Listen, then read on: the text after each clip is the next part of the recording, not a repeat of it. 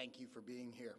Joining me today, I'm John Donnelly, Chief of the District of Columbia Fire and EMS Department, and I'm representing the Unified Command Team that is operating today.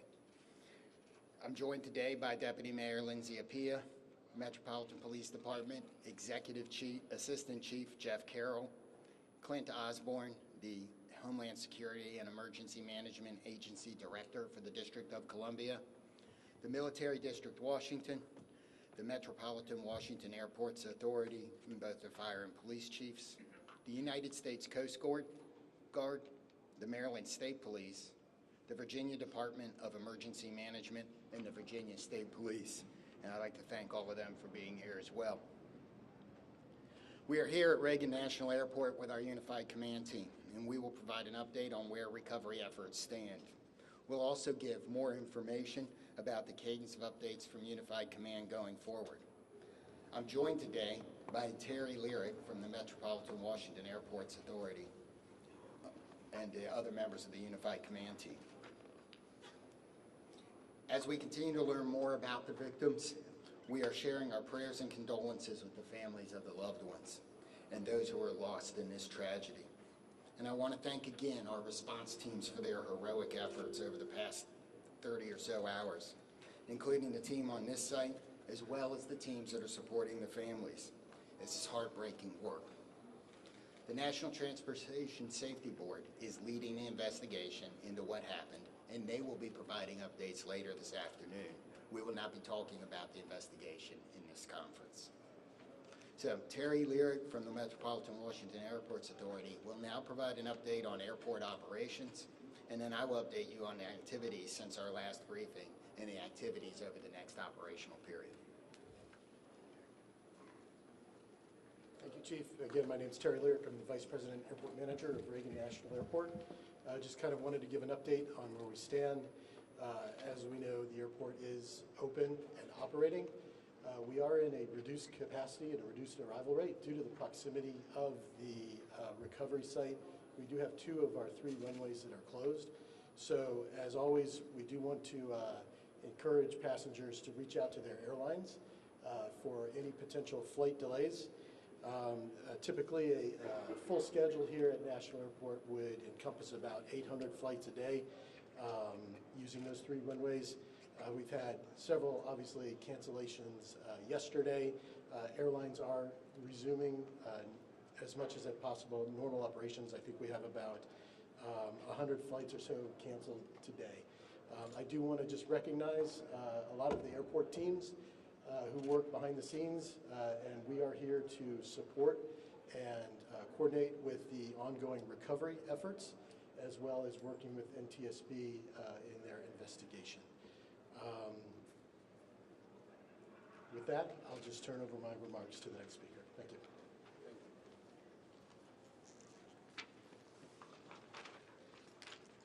So, overnight, our teams continued search operations and surface work, including side sonar scanning, shoreline searches, and aerial searches.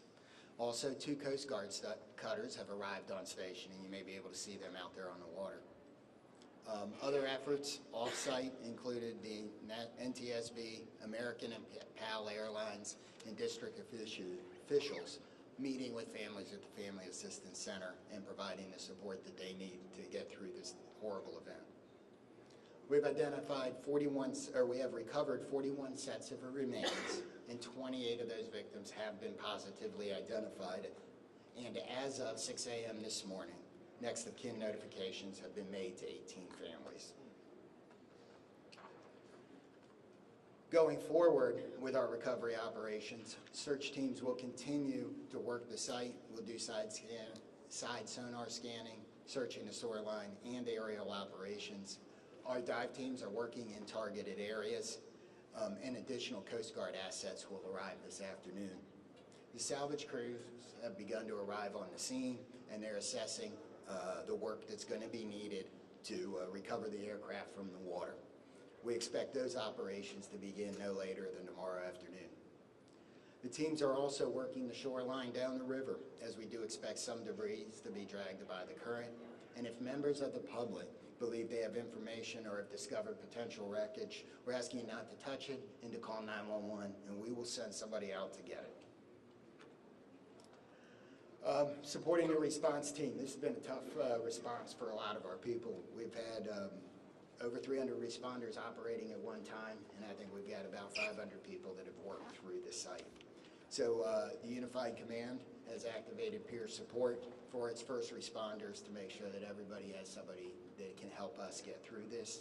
And the outpouring of support, people like the World Central Kitchens Relief Team and many of the local restaurants here at the airport have supported the people working, making sure they have food so they don't have to stop.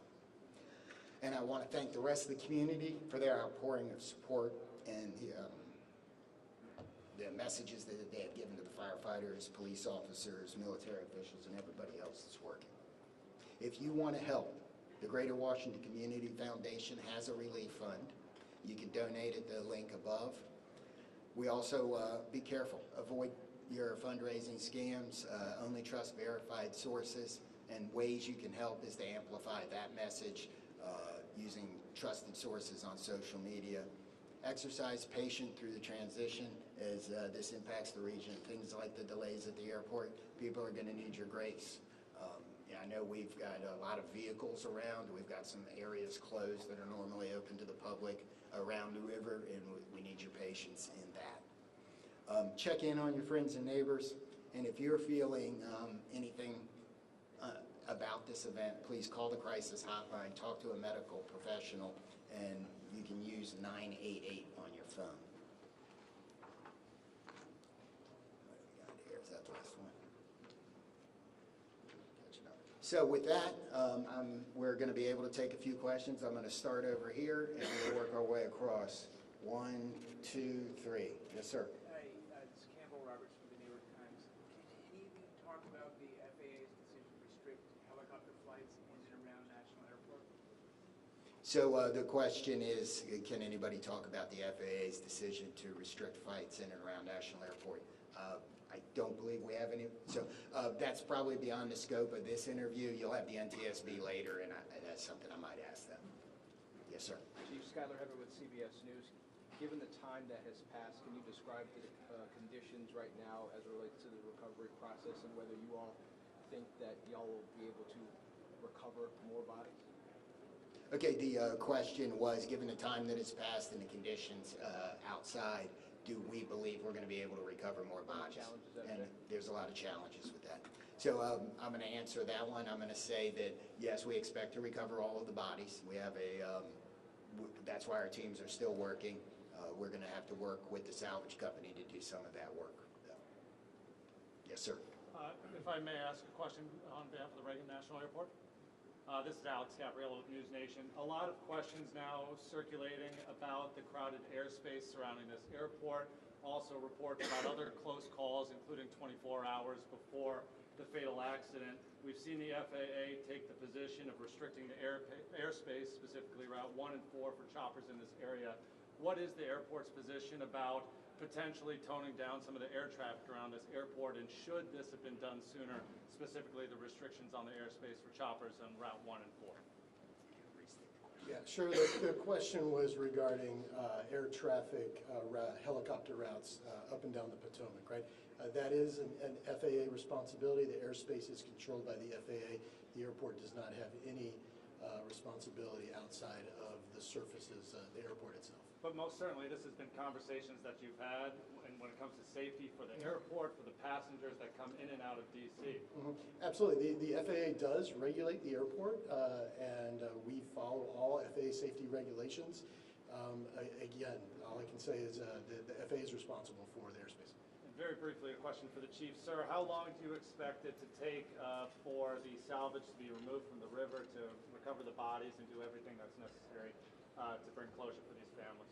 So we're working as fast as we can. I'm not going to be able to give a timeline on that as there's a lot of unknowns. But we hope that we have more salvage equipment here tomorrow, and that operation can begin then. So next 3 questions. 1, 2, 3. Chief Perry Russin, ABC News. How is weather affecting recovery efforts? Rain today, rain forecast later. What are the elements inside the river? How has all of this affected recovery? So the question is, how does the weather affect the recovery operation? In my view, it may slow it down slightly, but all of the units out here, all of the people work year-round in all conditions. We're going to be careful. We're going to make sure we don't hurt anybody else, but the weather we've seen so far is weather we can work in.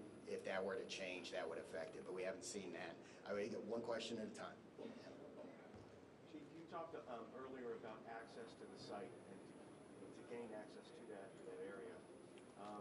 We don't think that ice was a real problem that day, but the John Glenn has been out of service for some time. Do you have an update on when that vessel can be put back in So service? the question is access to the site, and the John Glenn is the fireboat for the District of Columbia. So what I referred to on access to the site is things like Gravelly Point being closed and that being lost as a local recreation area while we're working. There was some ice on the river. We made good access to the site with everybody else. The John Glenn, as has been reported, is one of the district's fireboats. It is not the primary asset for this type of operation, and while it's in the shop, it didn't affect anything, and we hope to have it back by this summer. Yes, sir. Mr. Lyric, I have a follow-up question about the runway closures. Grady Trimble with Fox. So you said 2 of 3 are closed because of their proximity to the crash site. Yeah. Can you explain why they remain closed? Sure, absolutely. So the question is, why are 2 of the 3 runways here at National Airport closed? So if you're familiar with the runway configurations here, we have a main north-south runway, and we have 2 what we call crosswind runways. The 2 crosswind runways, if aircraft were to take off or land over the aircraft recovery site that is out there right now, those would be impactful to the operation. So we've elected to keep those runways closed. And to follow up, how long do you expect that to remain the case? And are you saying that if there are still recovery teams in the Potomac, then there's no chance that these 2 runways are going to open? And how does that impact? Yeah, sure. So the question is asking how long we anticipate those runways to be closed. That's a dynamic situation. We worked with the FAA. I think what we've communicated is we anticipate, our expectation is a week. However, we'll reassess on Monday, and as the recovery efforts go, it's a fluid situation, obviously. Yeah. Okay, Paul here and there. Chief, when talking salvage, can you confirm that you're not going to be able to recover the remaining bodies until you're able to get the fuselage off the floor of the river and onto a barge? And then my follow-up to that is, are you making an effort today to get into the helicopter to recover those 2 bodies? So the question is, do we believe we have to lift the aircraft out of the water in order to finish and find the rest of the remains? And the second part of the question was, are we focused on the helicopter today? And the answer to the first question is yes. I believe for us to recover the rest of the remains that we are going to need to get the fuselage out of the water. The second part of the question is yes, a lot of our operations, not all of them, but a lot of our operations today are focused on the helicopter. Yes, ma'am. Yeah, this question's for Mr. Lyric. I'm about Fox 5 DC. Can you confirm sufficient staffing moving forward in the tower? I don't know if that's in your scope or if that's... It's not. So the question was regarding staffing in the air traffic control tower. That's outside my scope of responsibility. Chief Donnelly, can you talk a little bit about the toll this has taken on your teams, and specifically how many people still remain? I know on day 1 there were upwards of 300 mutual aid. Who's still out there? So,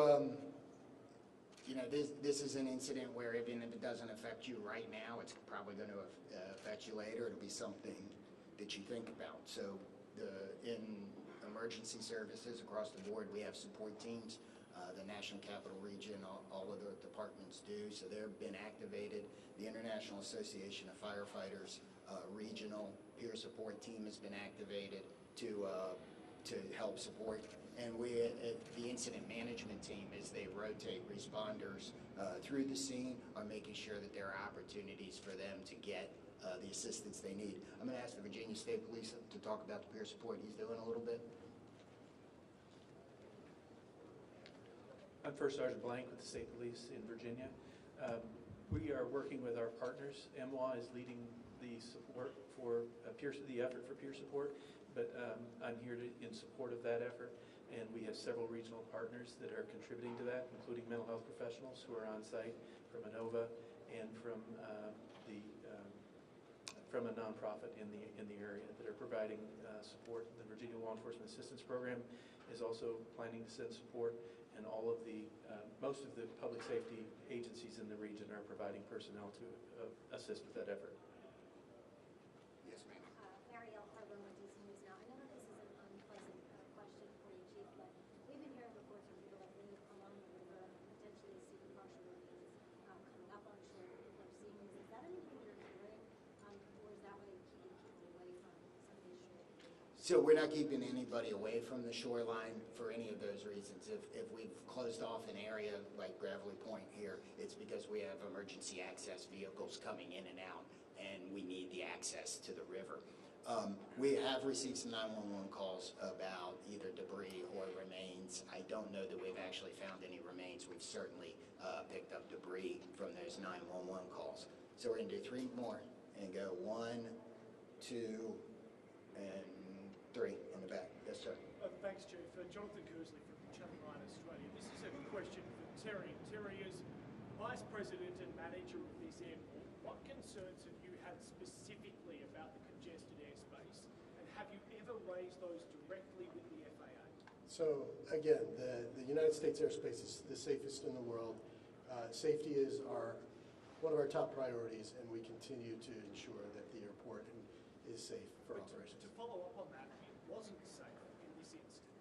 There have been near misses here before. You would have been made aware of those as manager of this airport. Have you raised concerns with the FAA about the congested airspace around Washington's airport? Yeah, I can say again, we work with the FAA, we're regulated by the FAA, we comply with all FAA safety regulations. But that doesn't answer the question. Yes, sir. Dave Jefferson from Reuters. Can you talk about how much debris has been removed to Hangar 7? At some point, will that operation be transitioned to a private company, the NTSB? Will hire, or will you guys actually put all the debris in the hangar? So that's an investigation question appropriate for NTSB this afternoon. We'll take 2 more. Yes, sir. Tom Resnick, Nelson, I had a question for Terry as well. As far as the airport took a position against adding extra long-distance flights out of here, and one of the concerns was there's just too much already going on. Do you maintain those concerns because they're supposed to start in the next few months? Are you concerned about safety as those extra flights start? Yeah, thanks, Tom. So the question was regarding the additional slots to DCA. As you know, the slots are federally controlled, federally mandated, and we have to follow federal regulations. Are you still concerned about them? I mean, the airport authority was concerned at the time. Yes, again, we have to follow the federal regulations on the slot controls. Yeah. That's it. Hi, Jim Spellman, Yeah. CGTN. Here, one more question for you. You're talking about the FAA, Congress, federally mandated, et cetera. Where does the buck stop with this accident and ensuring that the next flight to take off from this runway is safe? So again, the question is really directed to the FAA and Congress, I believe. Yeah. Last question is right here. You have 41 victims recovered. Are you confident in the location of the others? Where are they? Are you confident that you know where they are? So I think we know where they are. We won't know until we're done. I mean, we're going to continue the search operation, but we've searched a large portion of this river, and we are right there. So, I didn't read. So the question. Let me answer the question again, or let me restate the question. Sorry. The question was, are we confident we know where the other remains are, and that it couples with the question about removing the aircraft. I believe that when we remove the aircraft, that will help us resolve this number. If it doesn't, we will continue the search. Okay. That's the process. You take the salvage, the fuselage out. You're going to put it on a. Just reiterate that process. What that looks like. Removing it, putting it on a barge. Is that right? So some of that isn't decided yet. We'll have to see what the salvage team is doing once they get all of their equipment here. So we may have more on that tomorrow, but so I don't know the exact process today. So thank you all for coming today. We hopefully we answered your questions. We are going to do this again tomorrow. I don't have the time yet, but we will push that out so we can provide the same type of update. Thank you.